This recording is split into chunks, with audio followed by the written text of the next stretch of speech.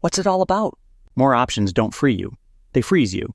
In 60 seconds, I'll show why Best steals your breakfast. Watch how. Why does choosing a cereal feel like a moral crisis? Why do we stand in supermarkets like philosophers staring into the void, wondering if Raisin Bran will betray us, or if Frosted Mini Wheats will fulfill the meaning of life? Modern society told us that more options equals more freedom. More freedom equals more happiness. Simple math, right? But turns out, that equation is kind of broken. Back in the 90s, psychologists started noticing that when you give people 100 options, they don't feel free. They feel paralyzed, like a deer in headlights, except the headlights are 87 different types of salad dressing. And here's the kicker. Even when people finally choose, they're less happy with what they picked. Why? Because they imagine all the other options they didn't pick.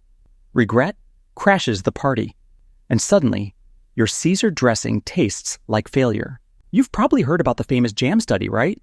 You know, the one where people were more likely to buy jam when given 6 flavors instead of 24?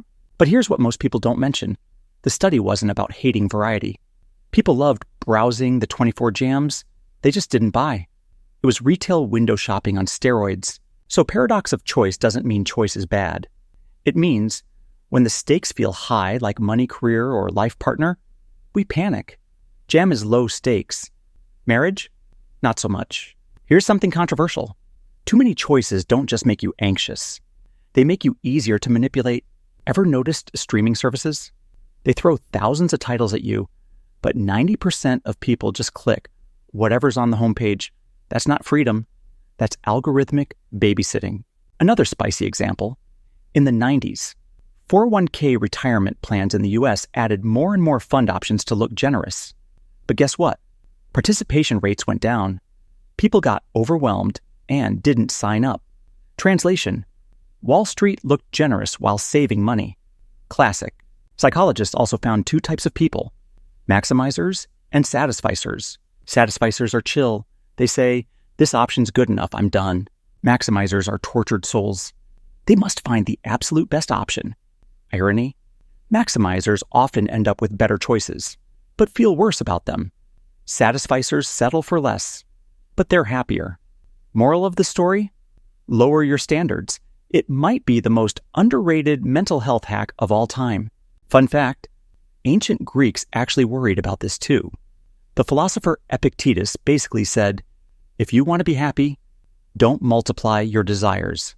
Fast forward to medieval Europe. Peasants had 2 career options, farm or die. Was it limiting?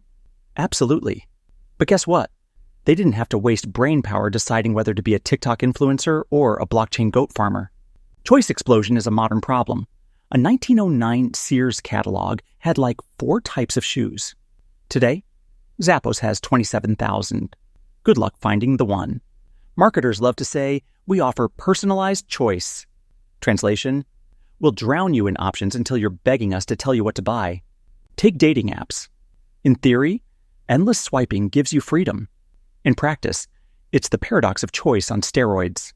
Studies show too many dating options make people pick partners based on superficial stuff: height, abs, emoji game, while ignoring long-term compatibility. Basically, love gets gamified into Pokemon. Gotta swipe 'em all. Neuroscience shows why too much choice fries our circuits. Every option creates cognitive load. The prefrontal cortex, your decision HQ, starts overheating like a cheap gaming laptop. That's why after choosing a phone plan, you feel too drained to pick dinner. It's called decision fatigue. Judges literally gave harsher prison sentences right before lunch because they were too tired to think. So yeah, your Netflix meltdown at 9 p.m.? Same science. Here's the part no one tells you.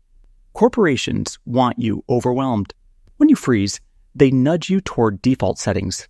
Most people don't change default options on software, bank accounts, or phone plans.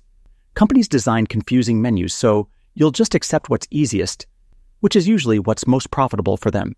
Apple literally got sued for making it harder to unsubscribe from iCloud storage. That's not choice. That's a maze. So what's the cure? People jump to minimalism, capsule wardrobes, decluttering gurus telling you to only keep what sparks joy. But here's the twist. Minimalism itself became another consumer trend.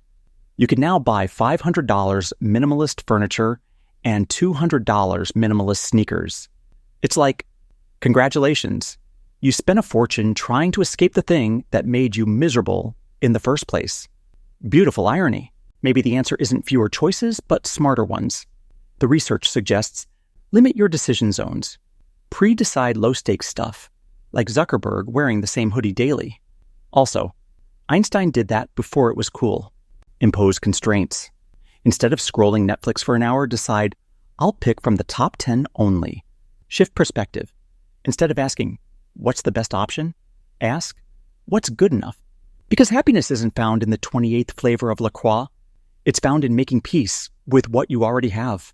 So the paradox of choice? It's not that options are evil. It's that unlimited options trick us into thinking perfection exists. And perfection, my friend, is the biggest scam of all. So next time you're frozen in the cereal aisle, remember, Raisin Bran is fine. Frosted Mini Wheats are fine. Just pick something and move on with your life. Because the truth is, the fewer minutes you waste debating cereal, the more time you have for the stuff that actually matters. And hey, if it turns out you picked the wrong one, don't worry. You'll forget about it in 48 hours anyway. That's the paradox of regret. It's temporary. Unlike Raisin Bran. So, what's your weirdest choice dilemma story? Drop it in the comments and subscribe for more stick figure psychology that actually sticks